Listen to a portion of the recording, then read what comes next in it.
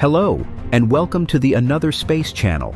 We're thrilled to have you join us on our cosmic journey through the universe. We have long been fascinated by the vast distances and timescales of the universe. Just how far does it extend? What lies beyond the stars and galaxies? How far can our telescopes see? The answers to these questions are leading to a number of new and extraordinary lines of research. We can now see into the farthest reaches of space, thanks to advancements in technology. The cosmos governs the behavior of energy and matter on the grandest scales. Our growing understanding of the universe, from the gargantuan to the ultra-tiny, is remarkable. Now we can ponder an ancient question: just how big is the universe?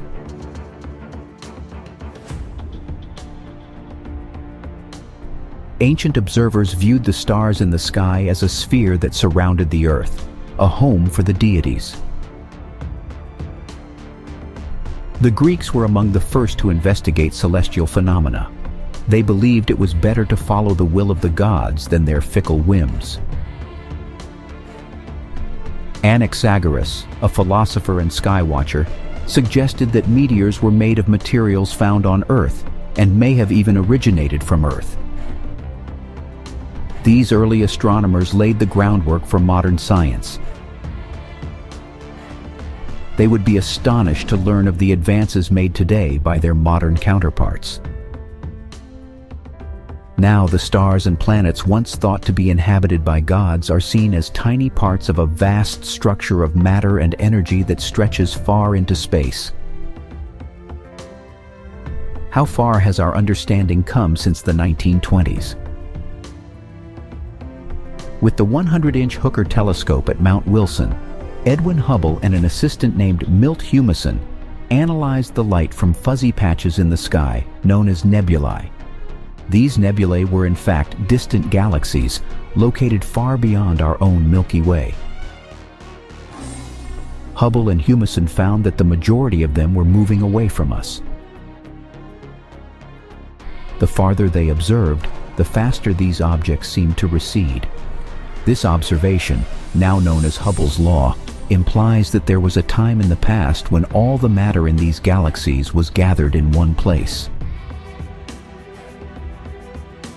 Astronomers using increasingly powerful telescopes to view the universe would come to call this singular beginning the Big Bang. Albert Einstein predicted in 1917 that the universe was expanding, but he himself did not believe it until Hubble and Humason provided the evidence.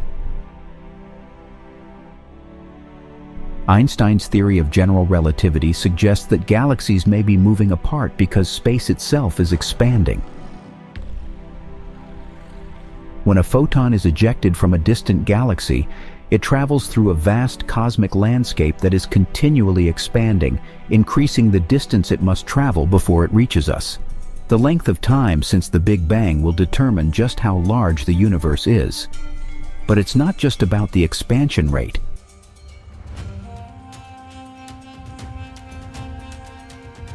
Recent precision measurements collected by the Hubble Space Telescope and other instruments suggest a general consensus that the universe has existed for approximately 13.7 billion years. In that time, a beam of light has traveled approximately 1.3 quadrillion kilometers.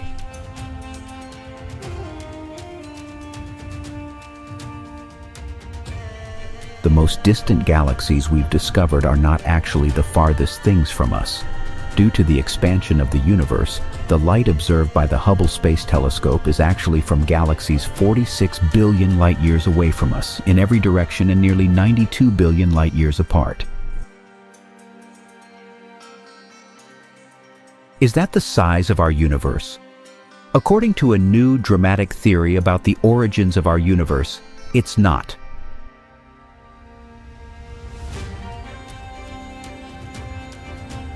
Our 92 billion light-year patch, it is said, is just a speck in the entire universe.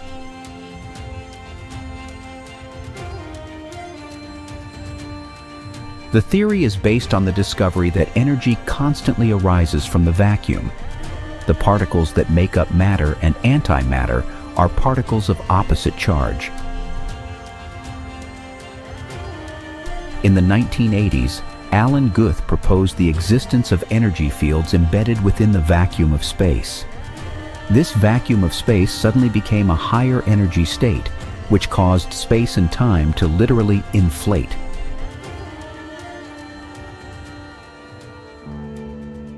In an infinitesimally small time, the universe went from being atomic-sized to being cosmological in size. According to Guth, as a result of his calculation, the entire universe would have grown from a speck. The observable universe is 10 billion trillions of times larger than this original speck. This is a 10 followed by 24 zeros. Or, to put it another way, the entire universe is to the observable universe just as the observable universe is to an atom. The immense size and smoothness of the universe can be explained by the incredible power of cosmic inflation.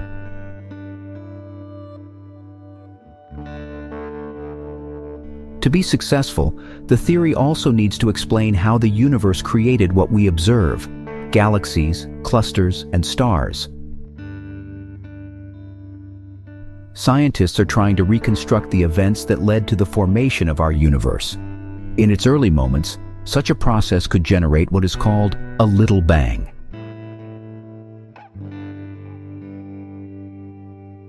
The Brookhaven National Lab, located in New York State, is blasting gold atoms in opposite directions down tunnels that are almost 2.5 miles long.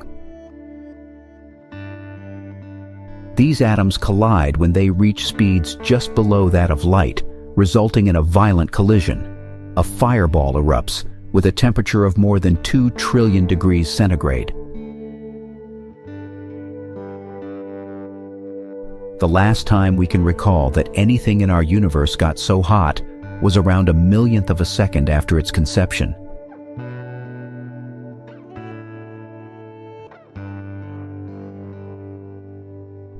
Scientists are fascinated by this superhot soup or splatter of subatomic particles. The theory suggests that quarks, gluons, and other particles gave rise to the matter we know today. In the initial tests of this quark-gluon plasma, it demonstrated a critical property: very low viscosity, which refers to the resistance of a liquid to flow. Scientists refer to it as a perfect liquid. To understand its significance, we go back to the primordial energy fields as described in the theory.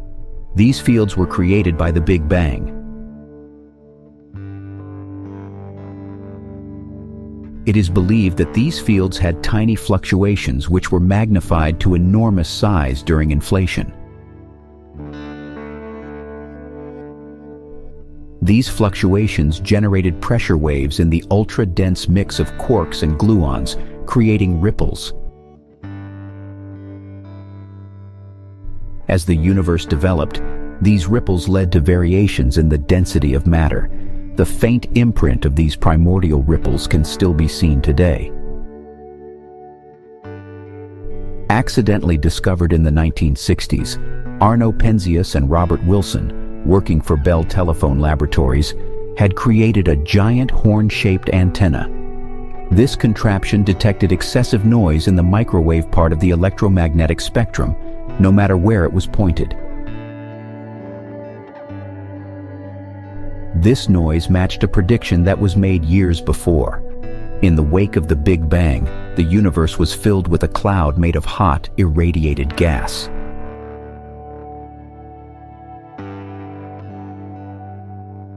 This cloud dissipated as the universe cooled. The light shone through.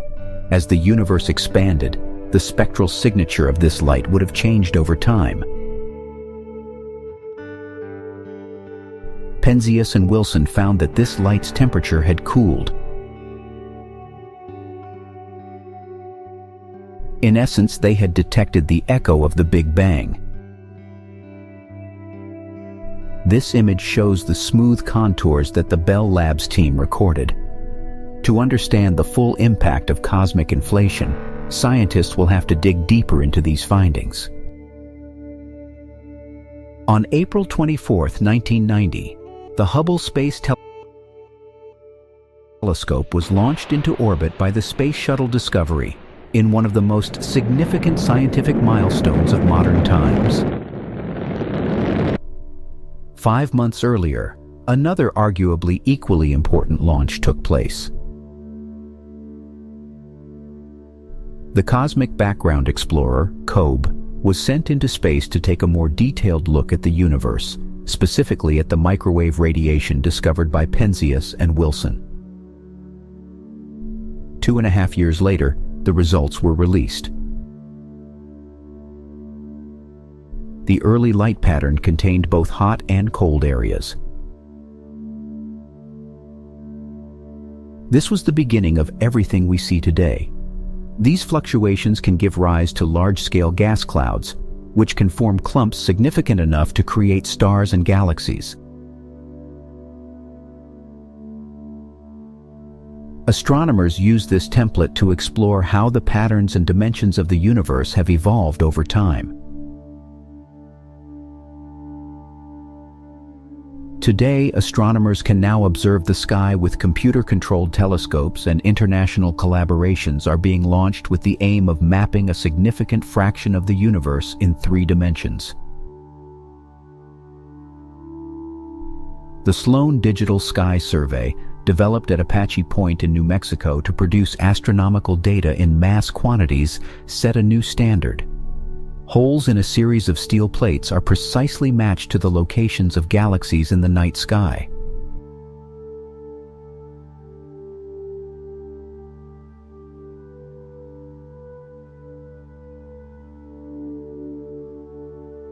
After plugging in fiber optic sensors, these plates can capture hundreds of thousands of light rays, capturing about 100 galaxies visible per night. From this light, astronomers can calculate the distance of these galaxies from Earth.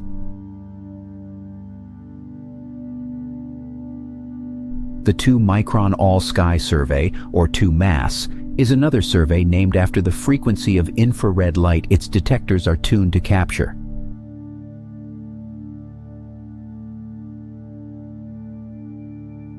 This image shows the 2-mass data covering a region 60 million light-years wide.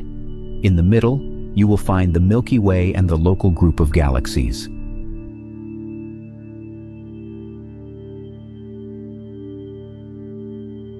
This is our neighborhood of intergalactic neighbors.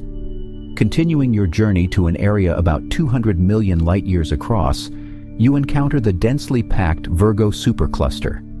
This is our closest intergalactic city. Stepping out into a region over 320 million light-years wide, you can view the entire breadth of our local area of the universe. Galaxies are arranged in walls and arches. The rural areas of this cosmos consist of vast expanses of sparsely populated voids.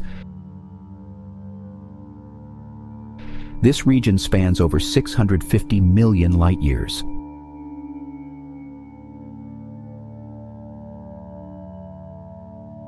Now, we are almost 2 billion light-years across. Finally, we reach a region that is 6.5 billion light-years across, the cosmic continent. Our galaxy, which appears so vast from Earth's perspective, is actually less than a speck.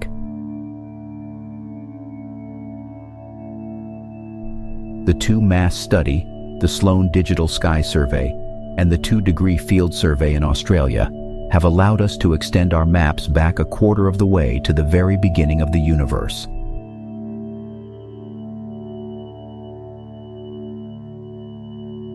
They have collectively mapped out a grand cosmic atlas. The Wilkinson Microwave Anisotropy Probe, WMAP, COBE's successor, was launched to further refine this cosmic atlas.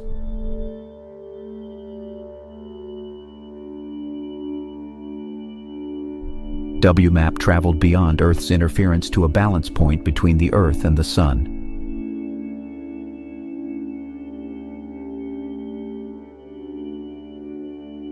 For 2 years, its detectors absorbed the pure light of deep space.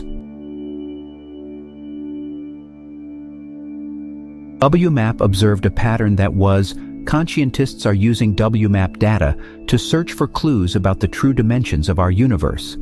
For instance, one group looked for repeating patterns that could be evidence of pressure waves bouncing around in the early universe's gas.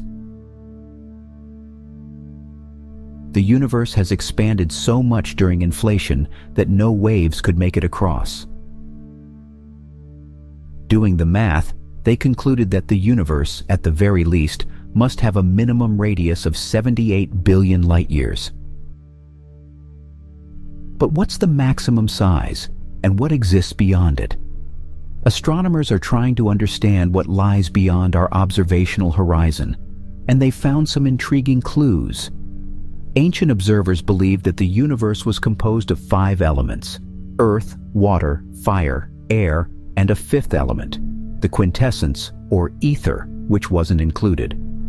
Aristotle thought the stars were composed of this 5th element, unchanging and incorruptible. Today, we are discovering that space has its own properties.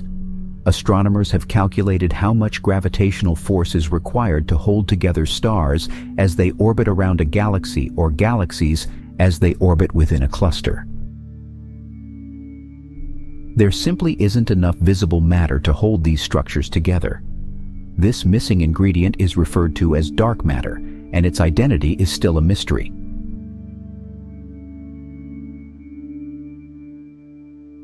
Dark matter is used in supercomputer simulations to provide the gravitational pull needed to form the web-like pattern we see of walls and filaments, voids and dense clusters, the structure of the universe at large. But something else is happening on these grand scales. Astronomers can now measure the rate of expansion of the universe using a new kind of distance marker. They wanted to see if gravity was slowing down the universe's rate of expansion. They believed the type Ia supernovae they used burn with a consistent brightness throughout the universe. Using these standard candles, they can measure changes in brightness at different distances and detect changes in the rate of the universe's expansion. The data showed something surprising. The universe's expansion isn't just continuing, it's accelerating. The culprit is thought to be energy welling up from the vacuum of space, much like in the early moments after the Big Bang during cosmic inflation. This energy, appearing in tiny quantities but spread across the entire universe, is accelerating its expansion. This so-called dark energy has grown to an astounding 3/4 of all the matter and energy in the universe. This suggestion of a dynamic underpinning to our universe has scientists astounded, and we're now contemplating the universe on scales far grander than ever before. One version of the inflationary theory even suggests that our universe is just one of many. Potentially an infinite number of universes existing side by side, but never touching. They're like bubbles, continuously inflating and growing in an infinite cosmic ocean. In Galileo's time, people saw an entire universe when they looked up at the night sky, a simple canopy of stars surrounding the Earth. The invention of the telescope revealed distant stars, then galaxies and clusters of galaxies, and vast walls of matter extending far beyond our own galaxy. These latest ideas about the size of the universe represent a quantum leap in our understanding of scale, extending these structures beyond our observational horizon. These new discoveries are pushing our understanding of the universe to an unprecedented scale, extending our cosmic neighborhood far beyond our observational horizon. As our understanding of the cosmos grows, it forces us to reconsider our place in it. We are but a tiny planet in an out-of-the-way corner of an immense universe. But does our capacity to comprehend the limits of space and time somehow enhance our significance within this grand scheme? As we map the cosmos and the intricate patterns within it, we are also mapping our own minds and the limits of human cognition. Our curiosity and desire for understanding push us to probe deeper into the mysteries of the universe. We are the universe trying to understand itself, and that in itself is profound. Though we may seem insignificant in the vast cosmic sea, our ability to observe, explore, and understand the universe gives us a unique role. We are the storytellers of the cosmos, the explorers of the unseen. Our understanding of the universe is a testament to human ingenuity and our relentless quest for knowledge. While the universe might be vast and we are just a small part of it, our minds and our science are allowing us to grasp the universe in all its wonder. So, in a way, we are not just small, insignificant beings in a corner of the universe. We are the universe's way of understanding itself. Our significance lies in our quest for understanding and our desire to explore the cosmos. And perhaps our greatest discovery in the exploration of the universe is not just the vastness of space, but the power of the human spirit to explore, understand, and strive for knowledge, no matter the scale of the challenge. As we continue to explore and understand more about our universe, we may indeed find that our significance in the grand scheme isn't defined by our size or our location, but by our curiosity and our ability to ponder the universe itself. Thank you for watching the video. See you soon.